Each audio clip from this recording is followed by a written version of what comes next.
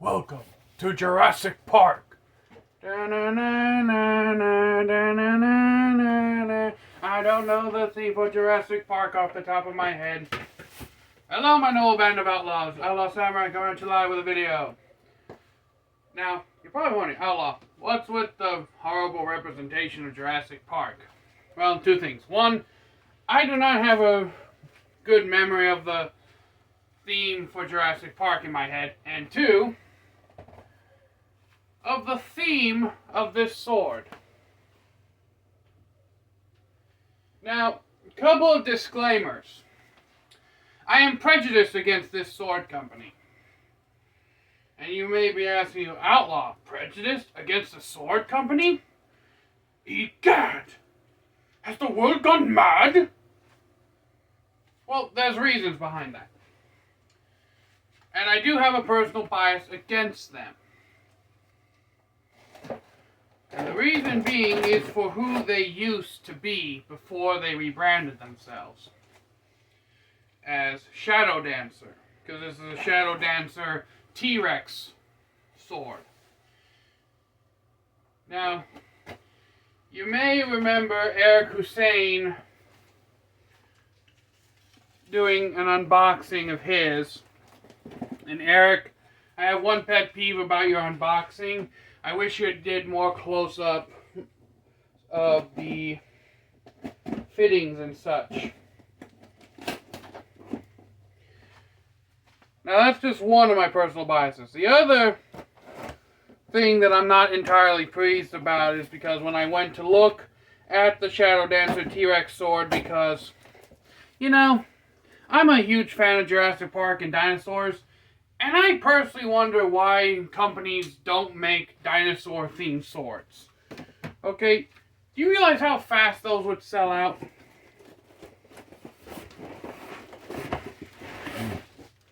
Now, I was not given the specific make or model for this sword, but it is $128 on Amazon.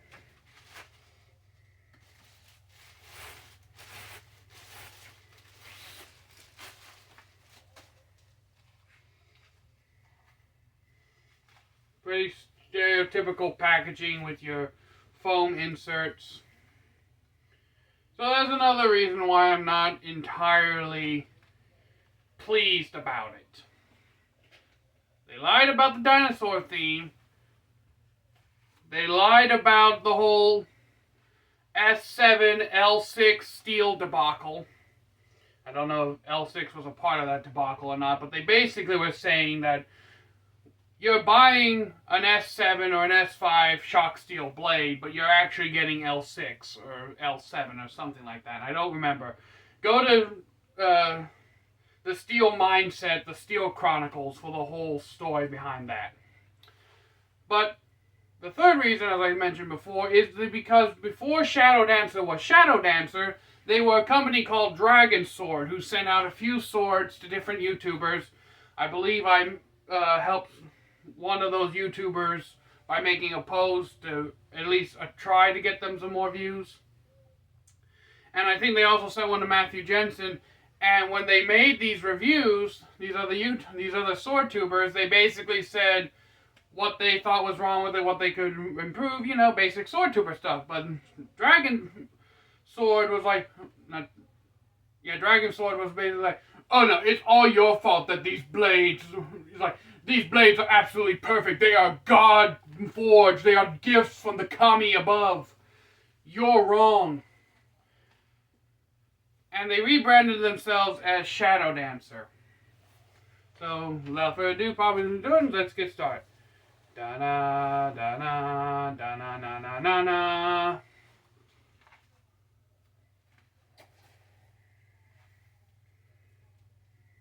Not bad in terms of its shape.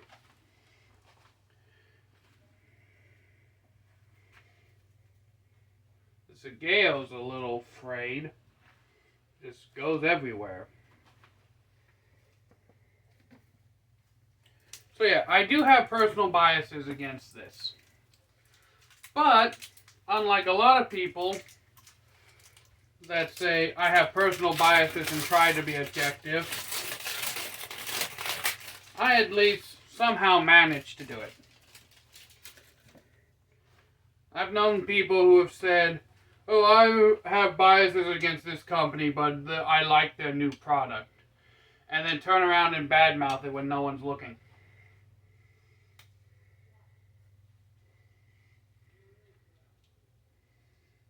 Outlaw at least tries not to be a hypocrite.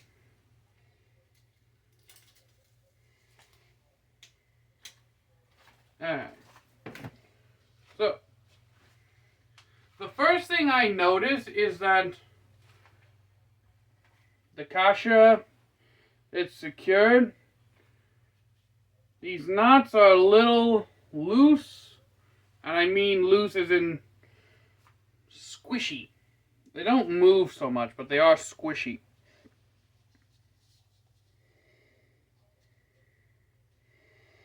Ito's not as tight as the hanban was, but it's serviceable.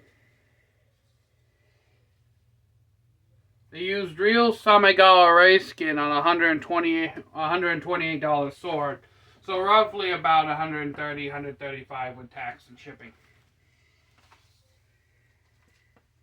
Now this sword is on Amazon, so you can look up the details. I don't have them with me right now. That usually always gets said in the review part. I do like the way these fittings look. The kind of antiqued motif with the black and the gold. And I do like the C aesthetic. Now it should be mentioned that if you choke all the way up, you're going to feel all the little ridges and bumps. But these are smoothed over in a way that I don't really foresee any kind of cutting or rough abrasion of the skin. And even the little cutout has been nicely rounded over.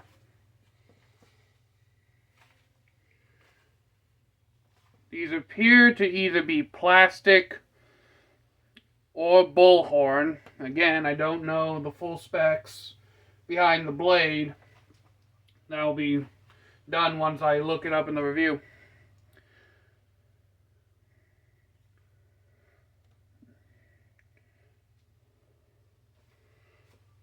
I'm going to go off the assumption that this is bullhorn along with the koigata mouth up here.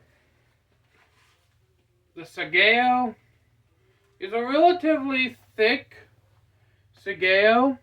At least they put some effort into making this so it wasn't a complete shoestring piece of nylon crap. It does have shirodome.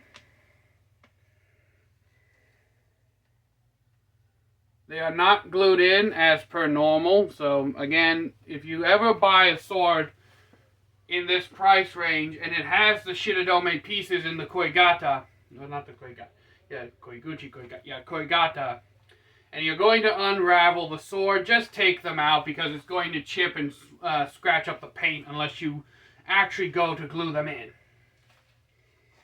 They're there for ornamentation only. They don't actually serve a function. I do like the deep burgundy, almost wine-colored saya, and it appears to have gold speckles in it. You see right here the little gold speckles. They can't really be picked up too well on camera. It's similar to an Ishime lacquer in that regard, but not entirely. This is much more of a gloss finish.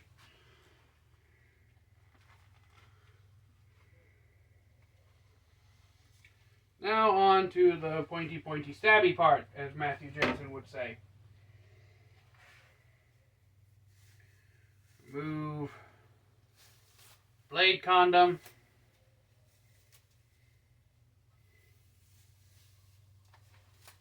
That's one good thing I can say.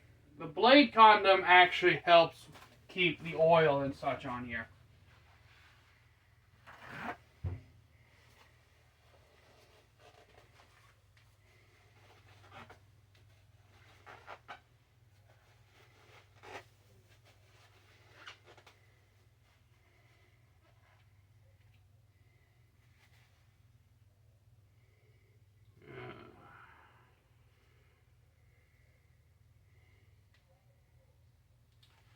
So it appears that this has oil stains on it.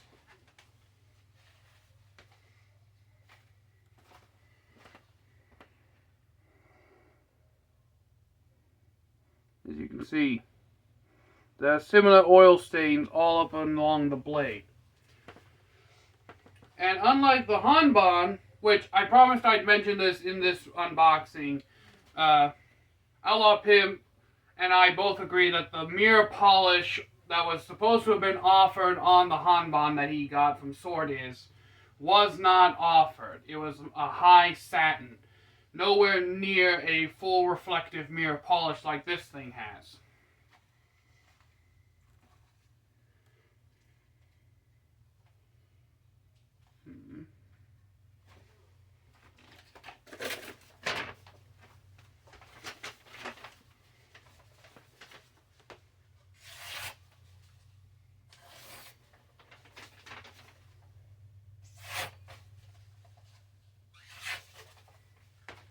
This thing seems to have a better edge than the hanban as well.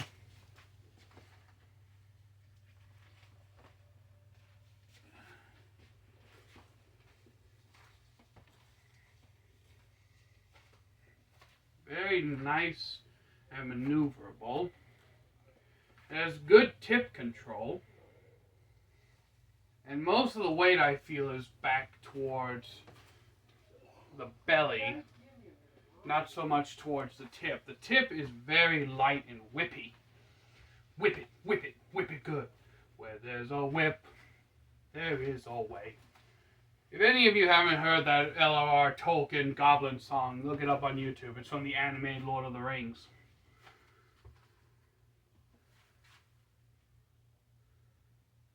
Blade is straight.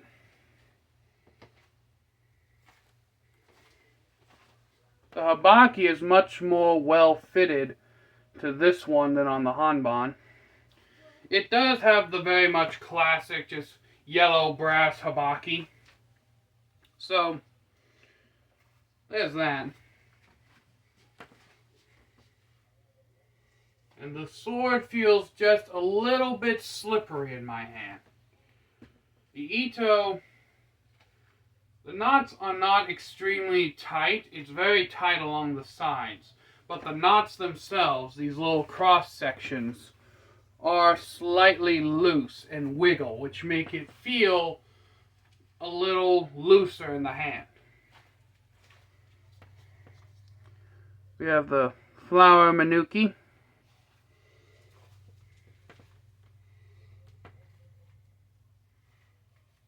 Overall, not a bad sword.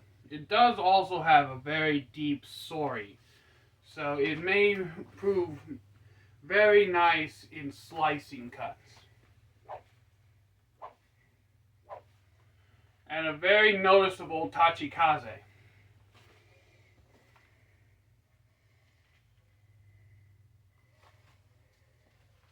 There is a difference in fuller termination at the tip, not too egregious. The Kisaki is just simply counter varnished. It's not actually geometric.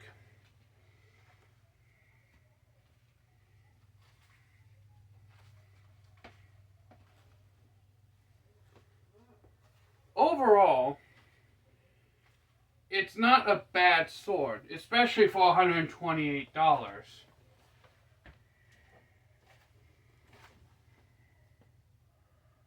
Even the Koigata is slightly better than the hanban. And what I mean by that is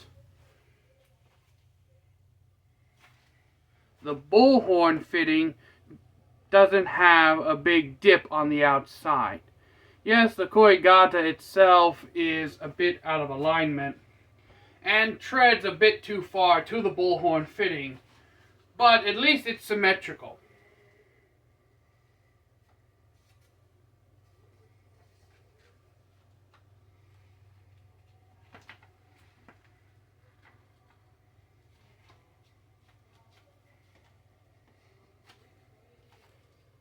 Doesn't fall out. Minimal saya rattle. honestly, in terms of fit and finish, this sword does have better fit and finish than the hanban, but also less fit and finish than the hanban. The fit between the koiguchi and the habaki and the saya rattle is superior to the hanbans. However, the fittings, the ito wrap, and just the overall general parts are not to the same par as the hanban. Which is still impressive on its own given the cheap, affordable price range of this sword. Now, I don't know the steel that was used. According to Outlaw Pimp, it's either 9260 or their crucible steel. All steel is crucible steel nowadays. The only steel that's bloomery steel is Tamahagane, which you're not going to get a Tamahagane blade for $128. That is never going to happen. Okay, they would have to essentially flood the market so much with Tamahagane that it eventually becomes useless. And the cost and not only the cost of manufacture, but material cost alone makes Tamahagane almost impossible to get cheaply unless you get like the extremely shitty crap, like bottom of the barrel pieces. And those are usually reserved for farming tools and low-grade kitchen knives.